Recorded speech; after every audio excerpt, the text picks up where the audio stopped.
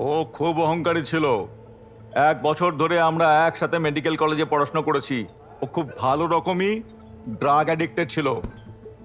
Operation থিয়েটারের stock নিয়ে ঘোটালা করতে গিয়ে ধরা পড়ে গেছিল আর তারপর ডিসমিস হয়ে গেছিল। তারপর? পরে আর ও ফিরে আসেনি। তারপরে কোনোদিন কলেজে দেখাই যায়নি।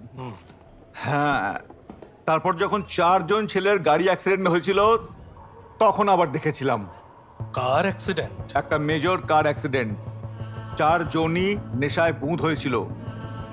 শিবকুমার, সেবি, সেবাপান্নু স্যার আপনি চেনেন, আপনাদের ফরেন্সিক ডিপার্টমেন্টের সিনিয়র পুলিশ সার্জন ছিলেন। তারপরে আলেকজান্ডার, আর তারপর সেলভারাজ।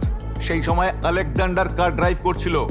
আলেকজান্ডার কিছুদিন পর্যন্ত হসপিটালে অ্যাডমিটেড ছিল, আর তারপরে কিছুদিন পর্যন্ত কোমাতেও ছিল। সেলভারাজ তারপরে আর কোনোদিনও ক্যাম্পাসে আসেইনি।